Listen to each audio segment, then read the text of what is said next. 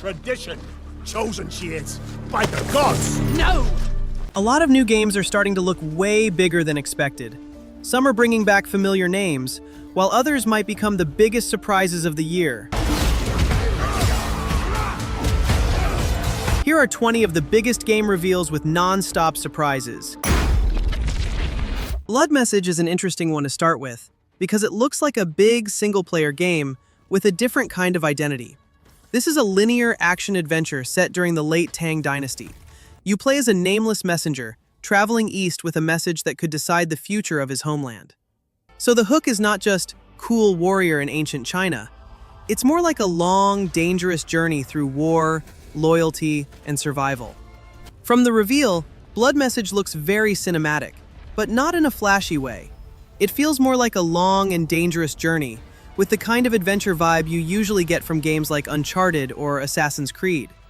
You're not exploring a fantasy kingdom or modern ruins, you're moving through a brutal period of Chinese history. 长安，你这是让他们去送死！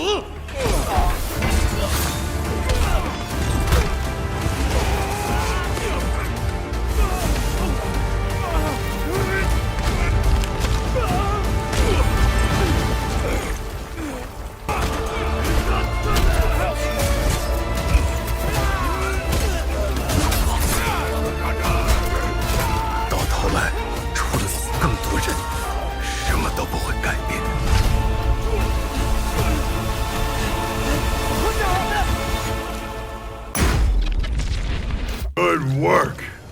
Now with this, even the Machine Legion doesn't stand a chance against me.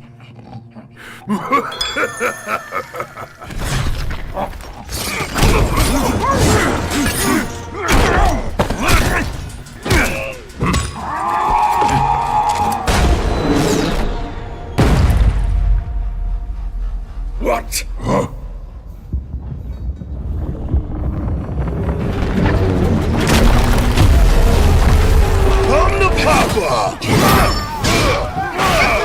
Right on time! Miss me? Zoopunk takes a different direction from the kind of action RPGs you usually see, because this one is built around an animal punk world instead of a realistic fantasy or sci-fi setting. The whole game leans into colorful sci-fi fantasy, animal heroes, big weapons, and fast action RPG combat. The main thing that stands out is the character variety.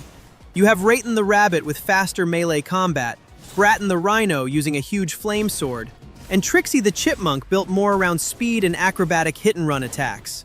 That already gives Zoopunk a different feel from a lot of upcoming action RPGs because the combat is tied directly to the animal traits instead of just giving everyone the same sword combo. It's confirmed for PC and consoles. Metro 2039 is finally bringing the series back, and this time we're going straight into the dark heart of post-apocalyptic Moscow again. This is being treated as the fourth mainline Metro game, and it still has that familiar mix of story, survival, exploration, and first-person combat that made the series stand out. The official setup sounds pretty classic Metro. The people left underground are caught in another brutal conflict, and the tunnels are once again full of danger, politics, and whatever else is still crawling around down there. What makes this one exciting is that Metro has never been just another shooter. The best parts of this series usually come from the small details, checking your mask, counting bullets, listening to the tunnels, and deciding if you really want to waste ammo on something you might be able to sneak past.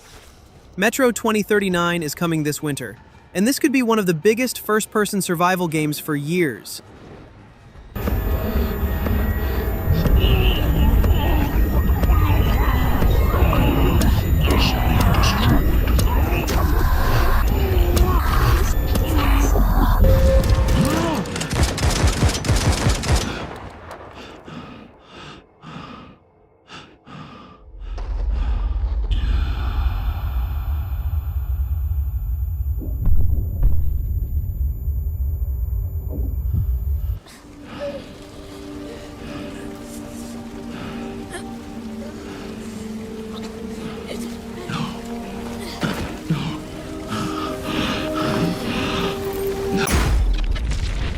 Marvel's Wolverine is one of those games that doesn't need much convincing.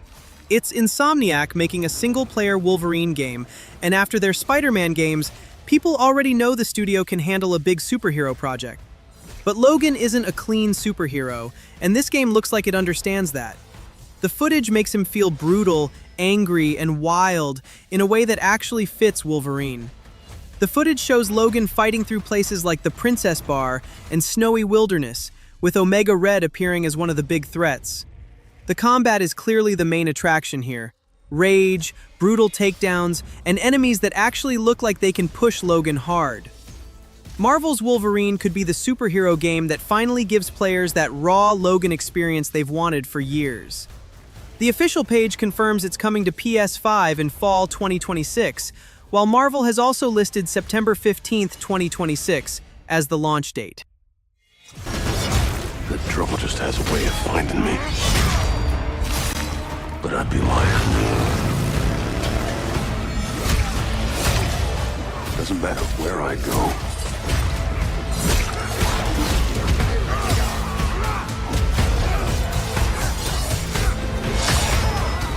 How far I run.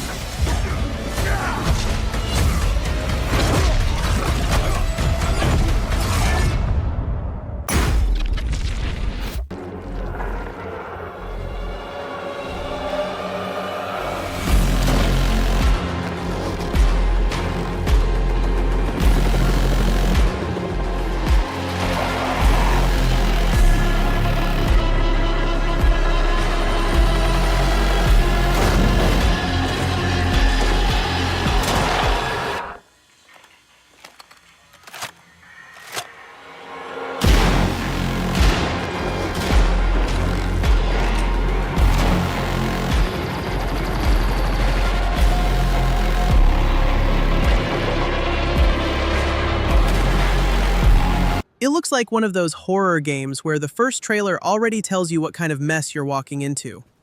It's a first-person survival horror game from Team Clout, with Munfish helping through its Powerhouse label, and the whole thing is built around body horror, realistic physics, and monsters that look like they were put together wrong on purpose.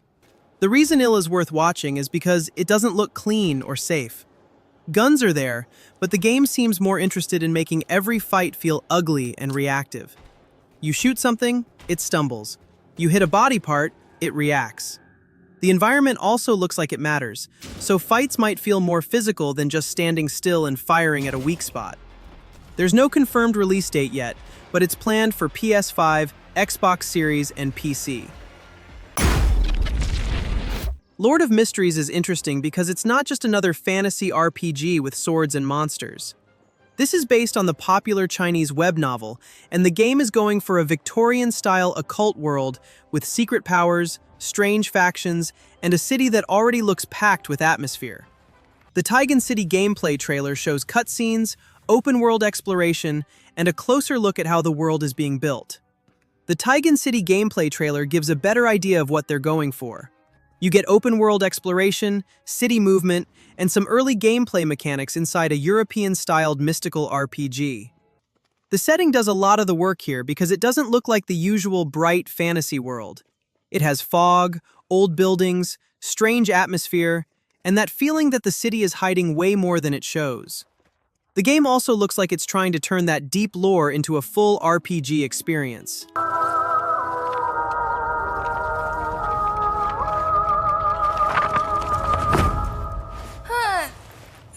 果然非凡知识没那么容易找到，还害我看了2本侦探小说，累死我了。光靠图书馆借来的书肯定找不到。对了，去地下市场转转吧。约瑟夫的旧书店也许又有好东西了。学习非凡知识就是得靠非凡手段。就现在，出发！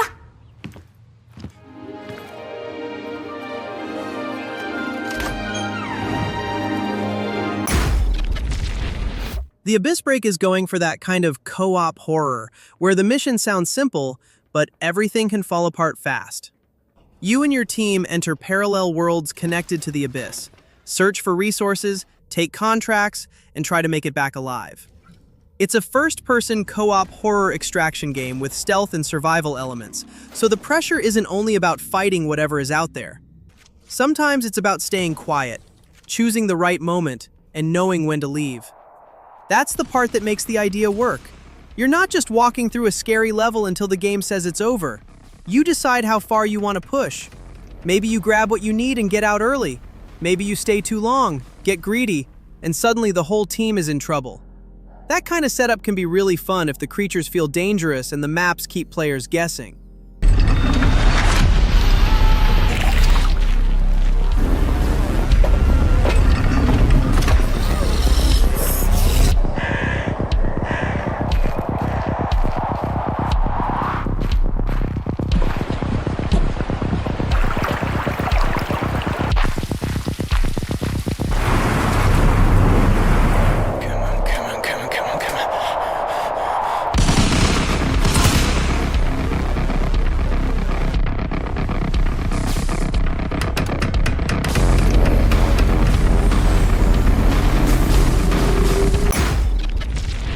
Woochi the Wayfarer has one of the cooler setups we've seen from a new action-adventure game recently.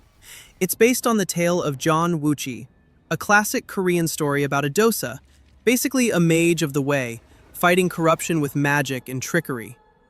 The teaser puts it in a fantasy version of Korea's Joseon era, with traditional monsters, old-world detail, and a darker supernatural tone. There isn't much real gameplay yet, so this is still more of a wait-and-see game, but the foundation is strong. A trickster mage is already more interesting than another silent warrior with a sword, and Korean folklore gives the world a lot to pull from. If the final game can turn that into strong combat, weird monsters, and a story with real personality, Woochi the Wayfarer could be a big one for fans of myth-based action games.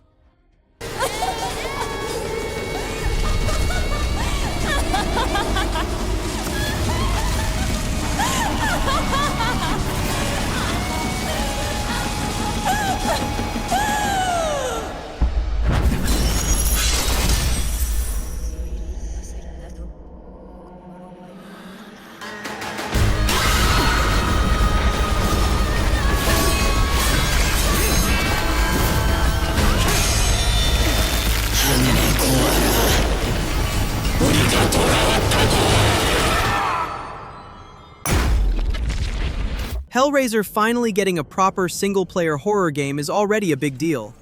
The game puts you in the middle of a new Hellraiser story, with Aiden trying to save his girlfriend Sunny from the labyrinth. The puzzle box is not just a creepy object sitting in the background either. The Genesis configuration is tied directly to the story and gives Aiden strange powers as he gets pulled deeper into Pinhead's world. The best thing about this one is that it actually understands why Hellraiser is disturbing. It is not only about monsters jumping at you, it is about pain, temptation, cults, body horror, and the kind of imagery that makes the whole world look cursed. Doug Bradley is also back as Pinhead, which gives the game more weight for longtime fans. Ecstasy. Suffering. To us, they are the same. You know nothing about the true beauty of suffering. I see your intrigue. You call for us, and you can know. GeniGods Nezha looks more interesting when you focus on the action first. This is an ARPG built around a flashy mythological style, with huge enemies, fast movement, and fights that look way bigger than a normal sword and monster setup. The world has that Chinese fantasy look. You see the gods, the weapons, the arenas, and the scale, and you already understand what kind of game it wants to be. Combat is the main sell here. From what's been shown, Nezha moves fast, hits hard, and uses flashy powers without making the action look too slow. There's also a deflect system that gives the fights a bit of that Sekiro-style timing, where reading the enemy matters as much as attacking. The boss fights look huge too, which fits the whole mythological setup.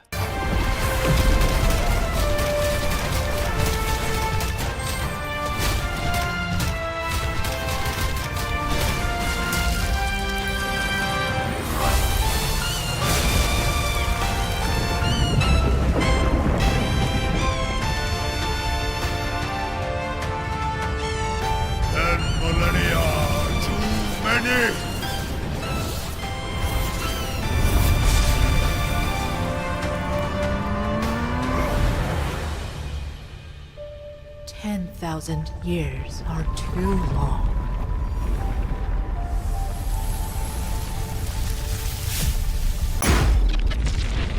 Perceptum looks like the kind of horror game that knows one good idea can carry a whole experience if it's used right. You play as a medium investigating a missing family inside a house that clearly has something wrong with it. The part that gives it a nice hook is how you interact with the paranormal. You close your eyes to hear things from beyond, then use a mirror to see what should not be there. The gameplay shown so far leans into quiet investigation instead of constant running and screaming. You're walking through rooms, checking details, listening for clues, and using the mirror when the normal view is not enough. It's the kind of setup where a hallway, a door, or a reflection can do more than a monster jumping out every few minutes. If Perceptum can keep that pressure steady without over-explaining everything, it could be a cool one for players who like slower psychological horror.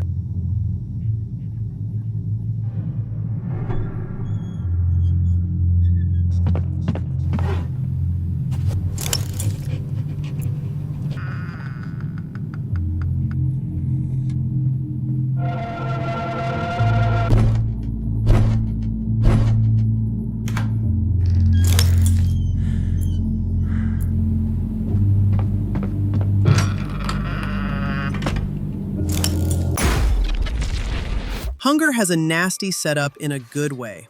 It throws you into plague-ravaged Napoleonic Europe. But this is not just soldiers, muskets, and muddy battlefields. Something much worse has spread across the continent, and every run is about getting in, grabbing what you can, and making it out alive. Since it is built as a PvPvE extraction RPG, monsters are not the only problem. Other players are out there too, and that makes every trip feel risky before anything even happens. The combat also has this dirty, desperate look to it. You have melee weapons, guns, crafting, gear, and long-term progression, but the setting is what gives the game its edge. It is not clean sci-fi extraction, and it is not modern military survival either. It is plague, old weapons, ruined villages, and people trying to stay alive while something inhuman is moving around with them.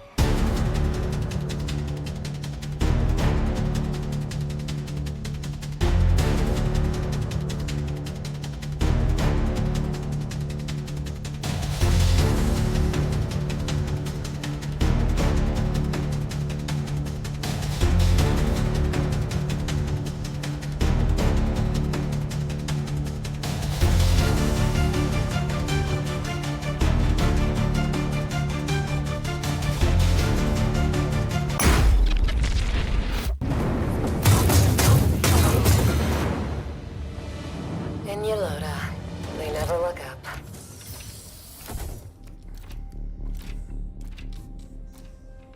Zafar, you were right. They shut down this. Wait!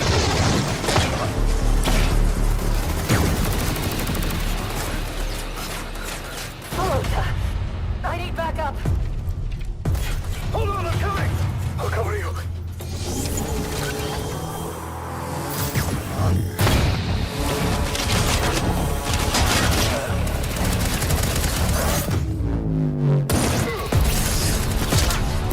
The Expanse, Osiris Reborn, is clearly aiming at players who miss that crew-based space RPG vibe, almost like Mass Effect, but with a rougher universe behind it. You play as a pink-water security mercenary caught in the disaster on Eros, and from there, the story starts opening up into a bigger conspiracy across the solar system. So this is not really the clean, heroic space adventure type of game. It is more about politics, survival, bad timing, and a crew trying to stay together while everything around them keeps getting worse. Gameplay is third-person action RPG, with cover combat, choices, companions, and a ship that works as your home base. The part that sounds fun is how much it seems to understand what people want from this kind of game. You are building a crew, making decisions, getting into fights, and visiting places that actually matter to the story. Hell Let Loose, Vietnam is a smart move for this series because the setting changes the whole rhythm of the battlefield. The original Hell Let Loose is already slow, loud, and chaotic in a very team-focused way. But Vietnam gives it a different kind of pressure. Now you have jungle fighting, helicopters, patrol boats, tunnels, and danger coming from places that are harder to read. What could make this one work really well is how much the setting pushes teamwork.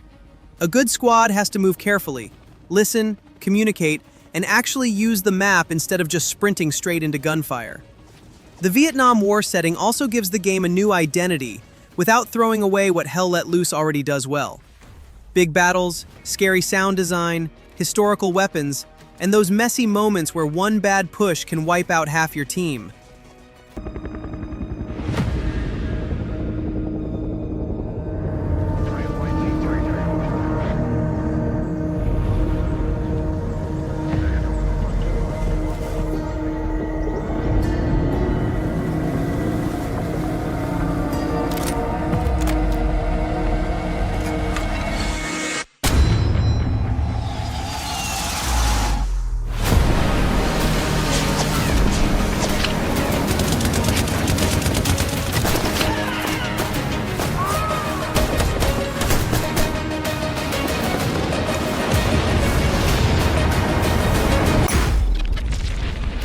The Vernyhorn is going for a rough, medieval RPG style, but with more Slavic folklore and less clean fantasy.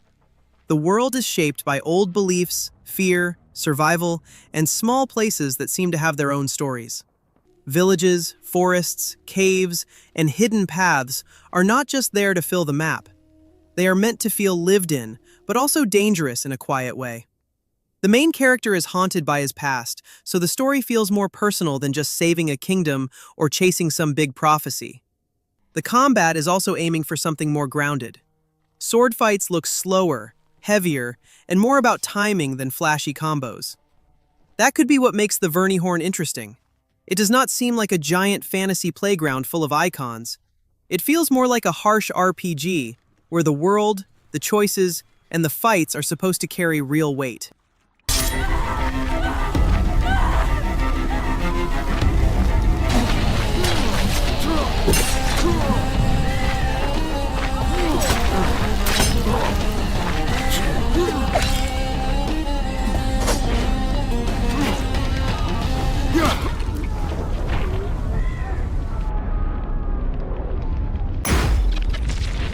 Alkahest is the kind of game where the trailer sells the idea pretty fast.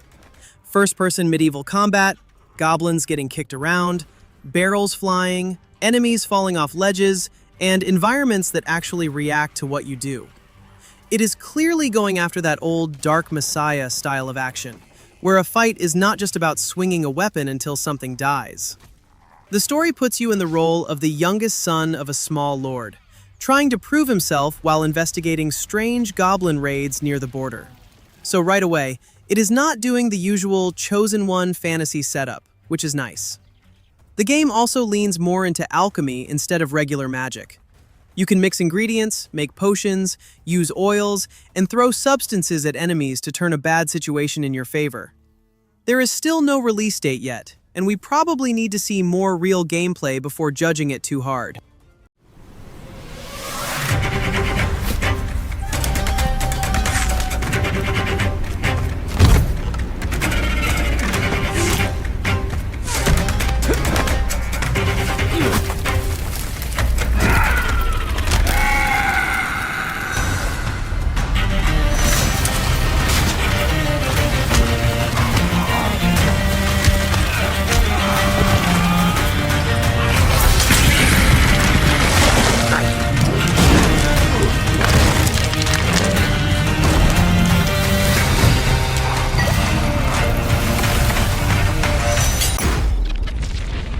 Black State has that weird sci-fi action setup where you're never fully sure what's behind the next door.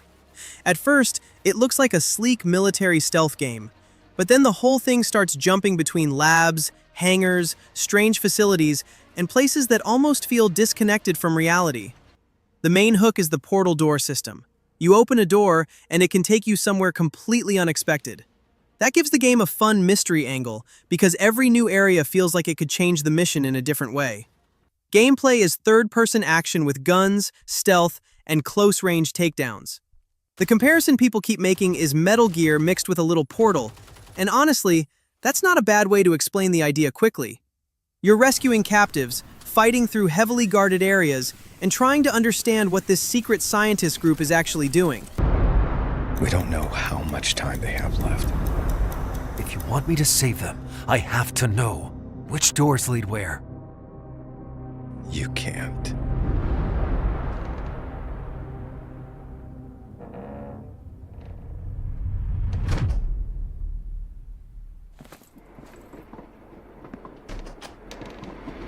I found one. Looks like I'm in a subway. Moving on. Roger that. Proceed with caution. Destination is unknown. Alright. Let's see where this leads.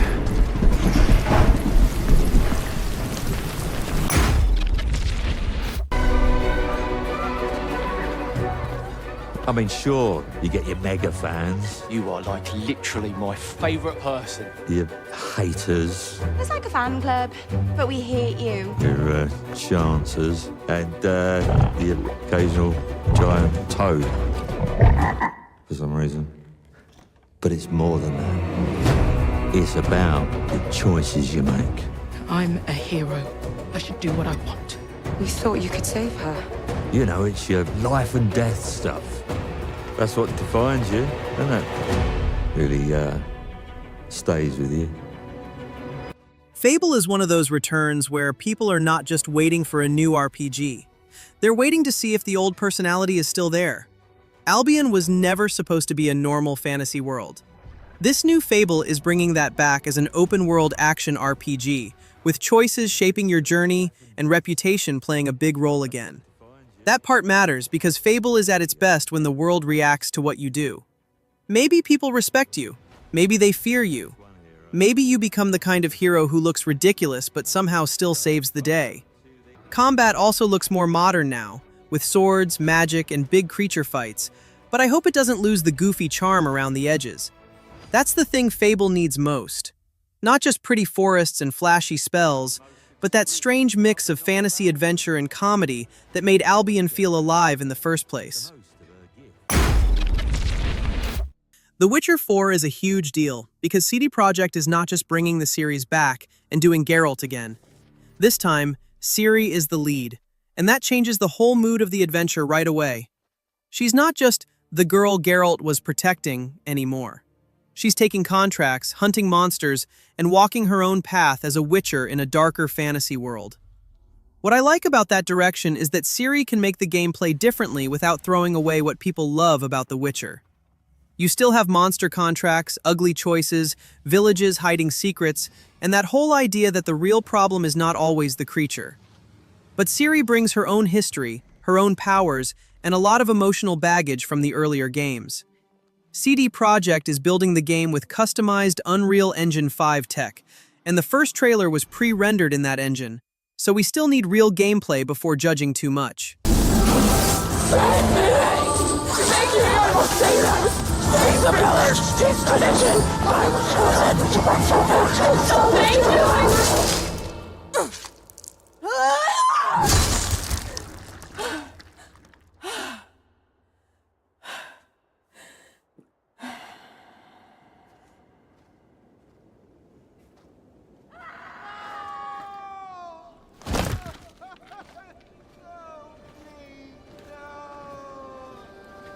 She were to go to the woods.